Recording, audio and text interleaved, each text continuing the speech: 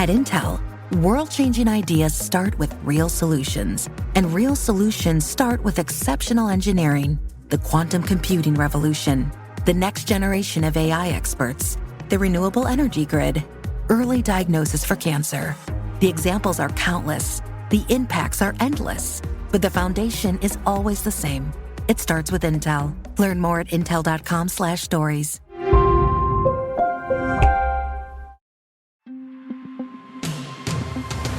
Hey, it's Kim Komando today, your daily podcast to keep you up to date with all things digital and beyond. And I'd love to have you be a part of our podcast. You can make an appointment to speak with me. Just head over to Komando.com, and on the top right, there's a button that says Email Kim. Fill that out, and that's it. I always like to begin with something interesting. And if you got money from Google this past week, Google says you can keep it. Now, apparently there were bounties to be paid to some developers who worked with Google Pay. And something totally glitched out. Google sent money to who knows how many people, anywhere from a few bucks to thousands of dollars. And then Google tried to get the money back. And they could, but only if you didn't spend it already. And in case that happens, Google says, well, you have a gift. Thank you. I'm like, oh, wow, how come I didn't get any money from Google? But I started thinking about this. Google's app management platform is called Google Play. And then we start talking about Google Navigation. You know, instead of Maps, it should be called Google Way, right? I mean, wouldn't that make sense? I don't know. And on that happy note, welcome, ladies and gentlemen. It's called the Kim Komando Show because I am America's beloved digital goddess here with you once again. It's the nation's largest show about all things digital, your most trusted source. And you can find our award-winning show on over 425 top radio stations throughout the United States. And we're streaming in your favorite radio app, and you can get us commercial-free as a podcast, as a webcast, over at getkim.com. And a special shout-out goes to all of our listeners on the American Forces Network Radio, serving more than 375,000 American servicemen and women in the Army, the Navy, the Air Force, the Marine Corps, the Coast Guard, and the Space Force in 175 different countries.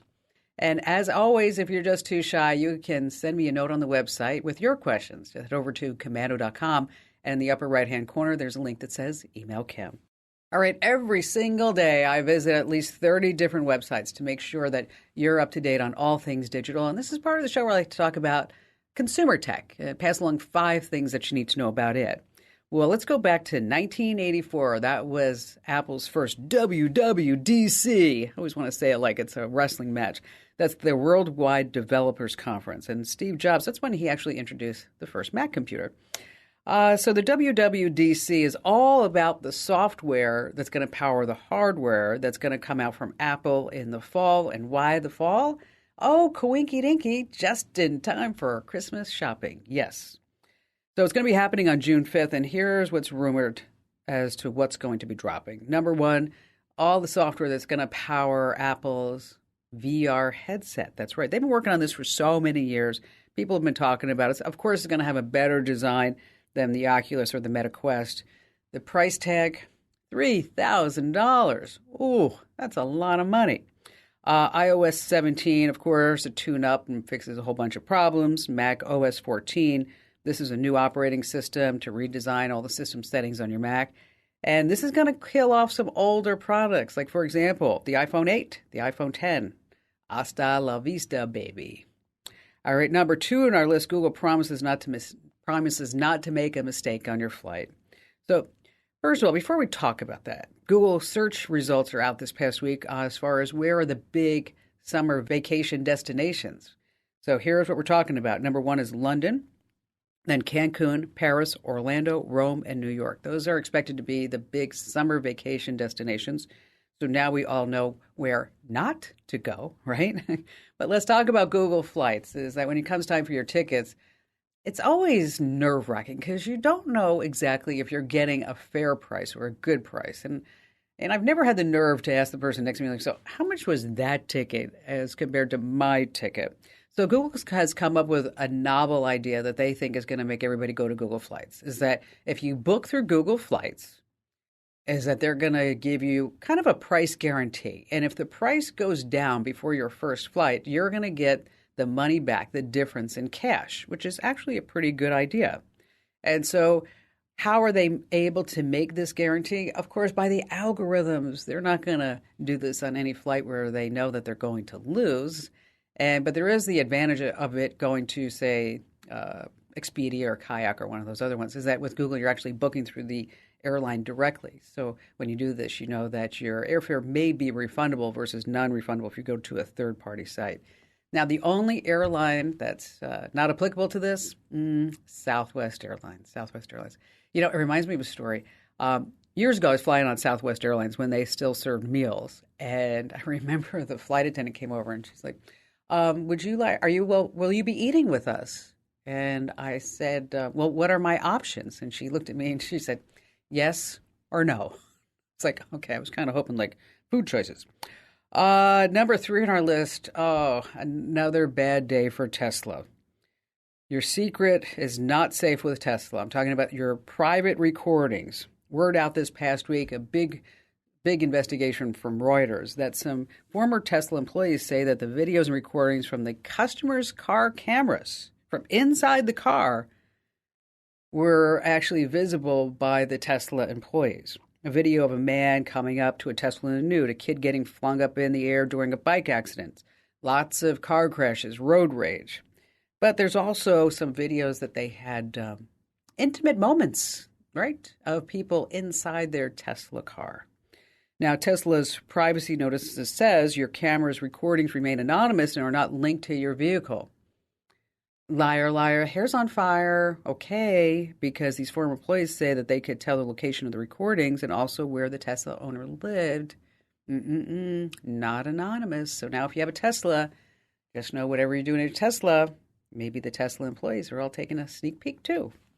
Number 4 on our list is Gen Z is going dumb for a good reason. Gen Z, those folks born from the mid-90s through 2010, they are not obsessing over an iPhone. Believe it or not, they want dumb phones, the generations before the iPhone. They want flip phones, Nokia type phones, because they say that they're just so tired of being tied to this screen all the time. So companies like Puncton Light are the major manufacturers, and they say, again, we just want a phone. We don't want all of the social media. Isn't that interesting? I mean, this generation over anyone else, right? They've grown up with this technology. And now they're saying they just don't want it. And last, this coming in at number 5, the big price for online dating. It's called Tinder Vault. It's a $500 monthly subscription available to anyone so desperate that they're willing to pay it. They say for this $500 a month, you get more profile boosts. So you're going to show up in the feed more for people swiping. You get a personal concierge service for around-the-clock pickup lines. You get a premium passport for Tinder's most elite. $500 a month. Crazy. What did the chess player download? Why did the chess player download Tinder in Prague? Anybody? He was looking for a checkmate. Yeah, that cracked me up too. All right, coming up in our money tip, we're going to tell you how you're wasting money and give you some smart fixes to save on that tech. And we have some new browsers for your phone, and we have all of your phone calls, and you have me. So you're on Kim Komando today.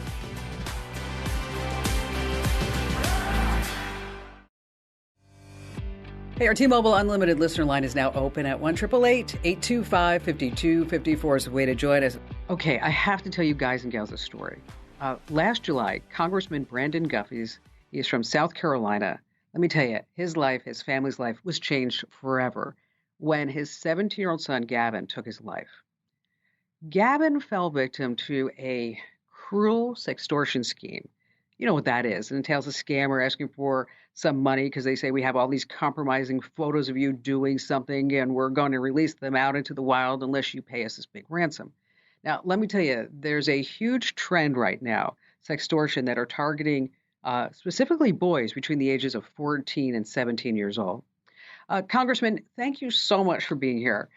And I know this has to be such an incredible, difficult conversation to have. Well, I actually have it every day. I wear this pin to actually open up the conversation. And the more people that hear the story, the better, I think the better we are, because hopefully we can save some lives by people understanding exactly what the crime is. So tell us what happened to Gavin specifically. July 27th, 22, he got off from playing video games with friends about midnight. Told them that I had asked him to get off, which I did not. And he had received a message from a girl that was at a neighboring college that had mutual friends online. He found her very attractive. They start talking. It wasn't that he sent images. It was actually a video recording. So they got into a private chat where they had video recording. And little did he know that this was a scammer that was recording the device that they were using, and then used those images to try and blackmail him. Did he talk to you or your wife about this? Or I'm finding that it's very common with these kids. It's just so much shame. Most of them think that they can take their life and no one ever find out as to why, because they were having these conversations or sharing images on encrypted messages. So the only way that I found out was because the scammer continued to try to extort my 16-year-old, my 14-year-old cousin, and then myself. Oh my gosh, you're kidding. No, all the way up until Gavin died on July 27th. August the 20th would have been his 18th birthday. And I got a message on his 18th birthday that said, "Did I tell you your son begged for his life?" with a laughing face emoji. Oh my God. How awful. How awful. Evil. I mean, that's just evil to do that. So based on that, what has become your life's mission? I say it all the time. Whenever I got in politics, I had talking points and issues, not to say those aren't important, but now I actually have a mission. And that is really to save children from having to deal with this. And as I started digging into the sextortion, I found that it's not just teens. Teenage boys are the ones that are getting most of the headlines, but they're doing the same thing to teenage girls, to use those images and those videos to bait the teenage boys. They're using dating sites. They are pretending that, they get someone that's in the dating age, and then they claim that you've contacted someone that's underage, and they'll spoof phone calls. And there's entire call centers set up doing this. It's not like it's one individual. I always find it astounding that these scammers are so sophisticated that you can go on the dark web and you can download the tools, almost software as a service, like you would get Google Docs, okay, and you pay them a certain amount. And as you astutely mentioned, I don't think a lot of people realize this, is that they have full call centers. I mean, just regular call centers like we used to see in telemarketing days. I mean, and where they field the phone calls and they make the phone calls. Was law enforcement of any assistance? Yeah, I mean, at the time I was on county council, and I was chair of justice and public safety. So, I have a good relationship with my sheriff. However, it's now progressed to a federal level. And the case is still ongoing. But VPNs make it very difficult. The jurisdictional boundaries, especially whenever you start talking about countries, whether it's countries or states, makes it very difficult. So are you proposing any type of legislation to combat this problem? So there's 7 states in the U.S. right now that address sextortion. But I wanted to introduce one in South Carolina because it's not currently against the law. With my bill, what I've done is I've said that if you're an adult targeting a child or an at-risk adult, then you're looking at a 15-year minimum sentence. But as we all know, most of the crimes are not being committed within our own state. So that's not essentially addressing the problem. So we have an additional bill that says that if you are blackmailing someone and it results in death, you will be charged with manslaughter. So that steps it up a little bit. And then we also have an additional bill that is just sharing images without consent, especially that would be embarrassing, that you don't necessarily have to blackmail someone, but it really attacks the revenge porn. Yeah. I've gotten calls over the years about sextortion and, various people getting taken on all these scams. And it's, nothing compares to the sextortion of a child.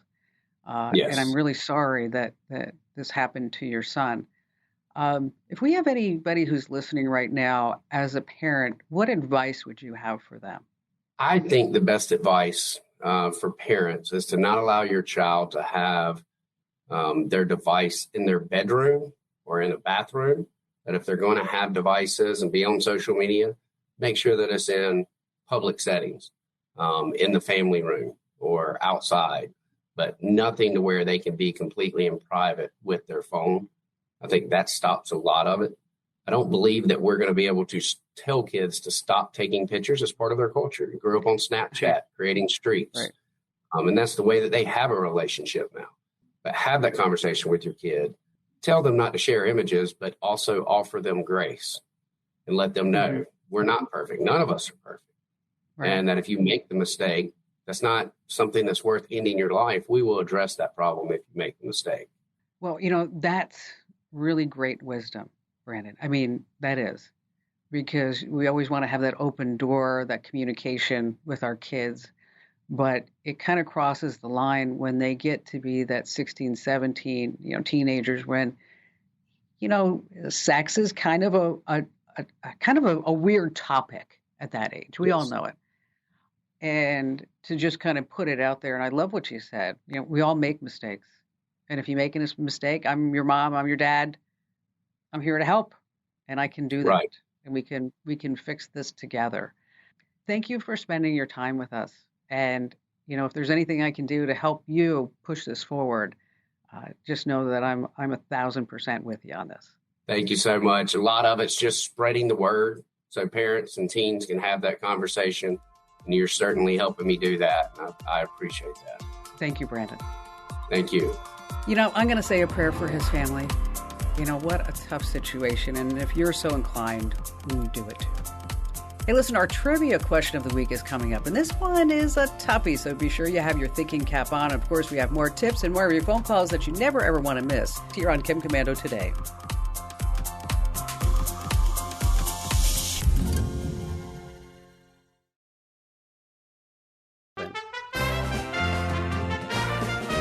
Alrighty, get your brain cells ready for an epic challenge here with Commanding the Tech World Trivia. Now, let me tell you, this is not any ordinary trivia game. You need to put your thinking cap on because you're going to harness the intellect to ace this challenge. And we're super excited to welcome a special guest contestant this week who's going to be trying to get the ultimate prize.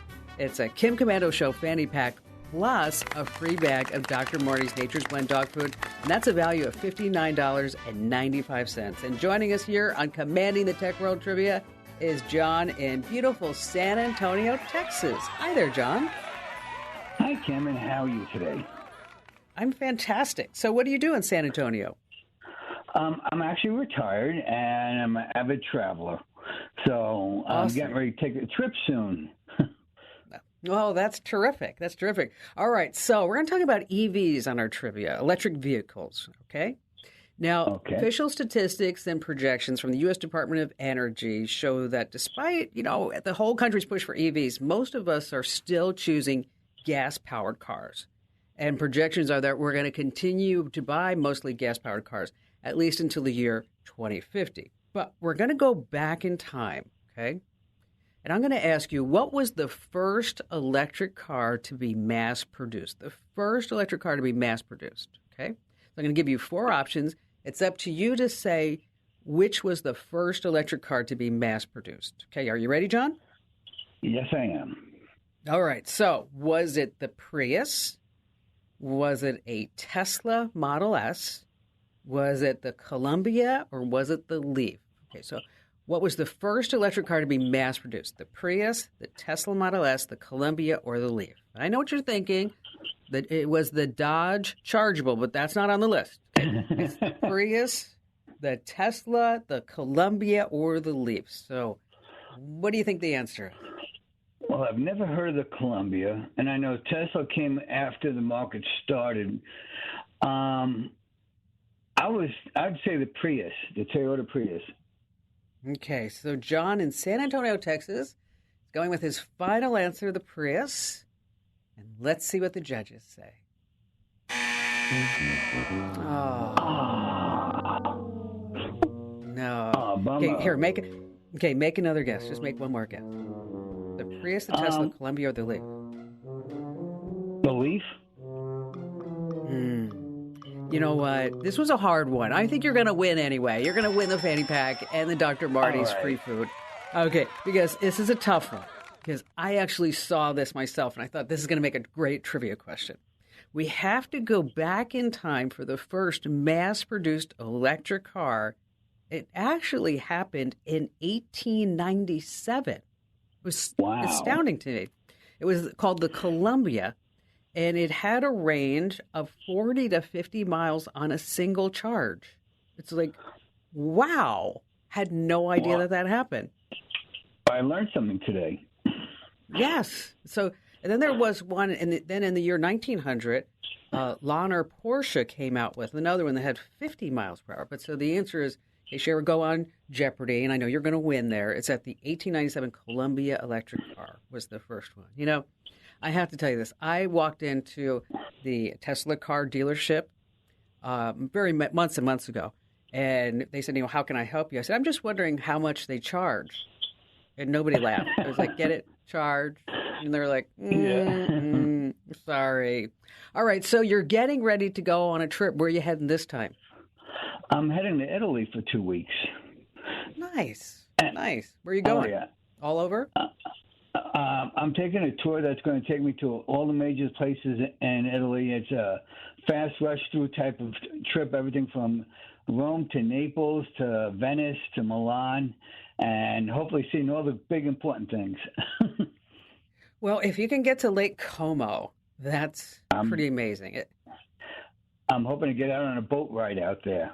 So yeah, I did that with my son a couple of years ago. It was so fun, and we went by George Clooney's house there on the lake. And I'm like, nice. I was like, George, it's Kim. George, it's Kim. And then, the security guards came out, and Ian's like, okay, come on, Mom, we got to go. So that was it. Nice. So how can I help you out today? Well, with me being an avid traveler like I am and going through airports and hotel rooms, that you always see these USB ports all over the place to be able to charge your phone. And recently I was trying to do my due diligence, and I saw a checklist that says never plug your phone in directly because it could possibly have somebody on the other end hacking your data, and that you should only charge your like juice pack or your battery pack through those. Well, I came across looking online, and I found that they actually have these data blockers that you can put on the end of your USB port, so you can plug it in the airport or in a hotel room, and that way they're not able to access your data, even if there is somebody on the other end trying to steal it. And I was just wondering what your take on some technology like that now. Do you think you should do that, or just stay away from them? Well, if you can stay away from them, that would be the best bet. But it's called juice jacking. And so essentially when you plug your phone in to get some juice is that they're going to jack all your data. And so that's why it's called juice jacking. And so these little data blockers, they sit between the phone and then the power outlet. And it blocks the data from being transferred from the phone. And so they're actually, they're only like $10, $8 or $9. I mean, and there's just this little thing. If you're going to be using a lot of public USB outlets, I would say absolutely 100% that you should just be using one of these. But I try to just make sure that whenever I'm traveling, because I like to travel a lot too, is that I always make sure that I have a really good portable power bank so I don't have to depend upon the outlets in the airport. I don't depend upon the outlet in the plane because 9 times out of 10, that thing just does not work for some reason, unless maybe it's just me, my bad luck. And so, what I carry is what's called an Anchor Power Core. It's $25, and it's not very heavy. It fits in, pocket, purse, backpack, whatever it may be, and it will charge your phone up to 3 times. And they also have other ones that are just a little bit bigger that if you're going to be traveling like with your MacBook or your Windows PC, your Chromebook or whatever, is that can also charge that. So, my best advice is try not to use any USB charging ports anywhere. Try to be your own powerful person and just carry as much power as you need. But if you do need to use them, it's not a bad idea just to pop one of these directly into your travel bag. So in case you do need it, you always have it. There's one in particular that I like. It's made by a company called JSAUX. Hang on the line, John, and we're going to make sure that you pick that one over on Amazon instead of the ones that are there that have horrible reviews, because there are just a ton of them on Amazon. And happy travels to you, John, and thanks for your call today. All right, it's time now for our official money tip. You don't want to miss this one ever. And this week is brought to us by Simply Safe. All right, I want you to look around your house. How much do you think you've spent on gadgets over the years? Yeah, like me, way too much. And so let's talk about some ways that you can save some money. Number one, the problem. Every time a new phone comes out, you're tempted to buy it. Raise your hand. Yes, I am too. But maybe you don't have to. I mean, you can save hundreds of dollars every single year by just using the same phone, right? What you can do is make that old phone feel shiny and new again. And so you're going to clean out the gunk on the inside, and we're going to give you some tips to clean out the inside too. Next, you're searching high and low for coupon codes. Don't do that. Just get Honey. Go to justhoney.com. I use it all the time. And then also you're trying to score deals the wrong way. And maybe you're looking on Craigslist or in Marketplace. What you want to do is check out Amazon Renewed. It's a great place where you can find used gear. A lot of it comes with a little bit of a warranty and guarantee, and a lot of it also has a 90-day money-back guarantee. So those are some good ways where you can save some big bucks on tech. And if you need more information about that, just hit the website at Komando.com, and there's a link under Kim's Show. All right, still to come, what about your phone? What type of browser are you using on your phone? Maybe you could be using a better browser. We have more of your phone calls and that coming up that you don't want to miss.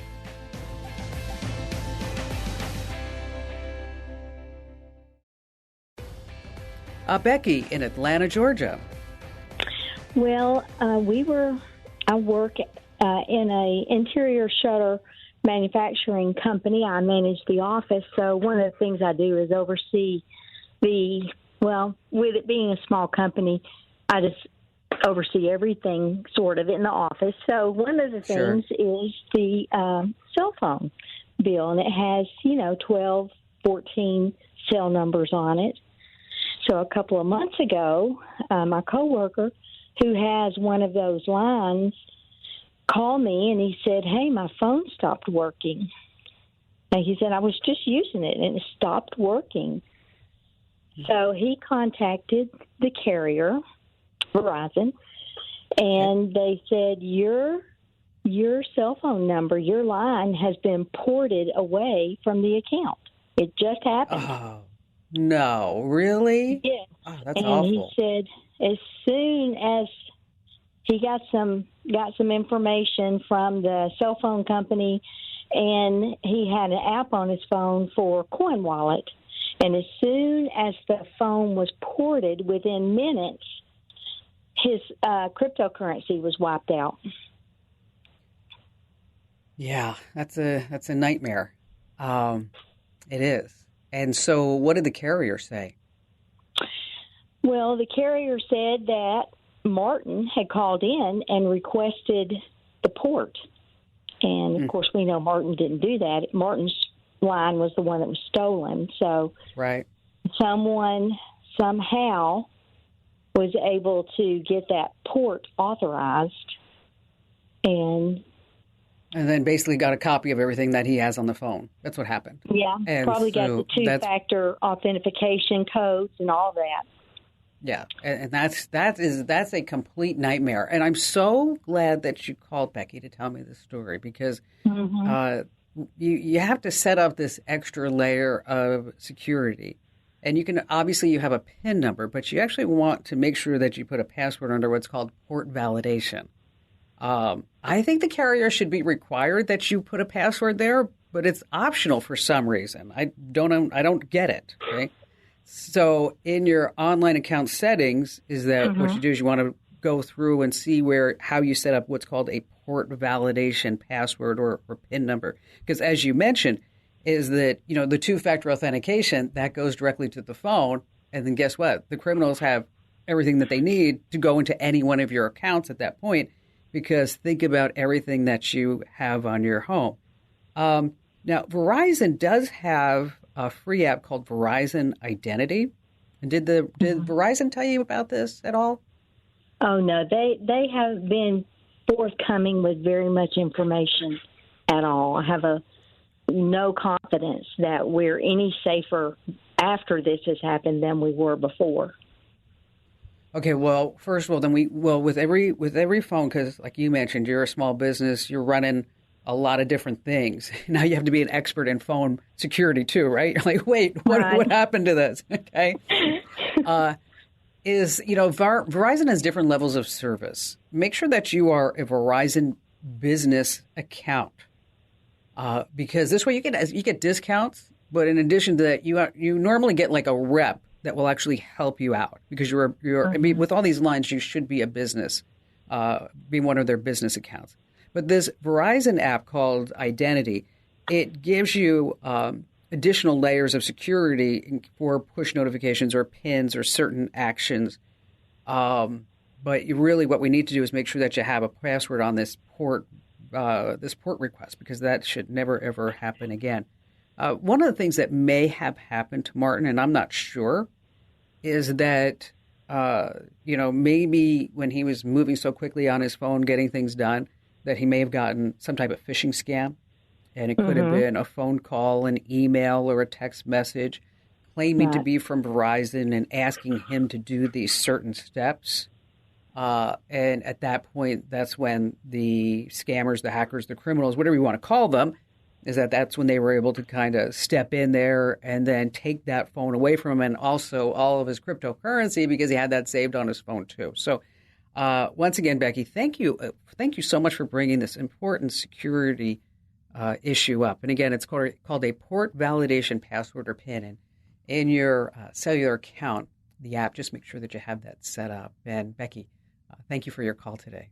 If you are managing a lot of phones, one of the things that you might want to think about is start looking at MDM software. A new acronym, MDM, Mobile Device Management. And what it does, it will help you track phone usage, set limits, and remotely wipe these devices if necessary. A couple of names is JamF Pro, Mobile Iron, and also Saudi Mobile Control. We have links to these over on the website, by the way. All right, let's talk about the browser next that you're using on your phone. Is there a better browser that's more privacy-focused? So, let's start with Mozilla's Firefox. The smartphone version is just lightning fast. You can browse the web privately. It blocks third-party tracking cookies by default. And if you use Firefox on your PC or laptop, it's kind of a no-brainer that it's a natural for your phone because everything just syncs up so nicely. Next up, both the Brave browser and Google Chrome browser have incognito mode, bookmarks, and security features. And Brave will block most of the ads on web pages too, but be a good internet user and whitelist sites so this way we can all pay our bills. And then there's the underdog, Ecosia. It has a slew of privacy and security features, but any money that they make, they spend on planting trees. And they say right now, they've planted over 130 million trees. You can find links to all these browsers over at Komando.com. And I want you to do me a solid, do me a favor. Tell at least 3 friends about the Kim Komando Show and the Kim Komando Tape Podcast, because every single person needs more tech smarts. And, knowledge is power. You can find me 24/7 at the site. That's Komando.com with a K. This program is a copyrighted production of Westar Multimedia Entertainment and protected by the copyright laws. Any rebroadcast or use of this program for commercial, business, economic, or financial purposes without the written permission of Westar Multimedia Entertainment is strictly prohibited.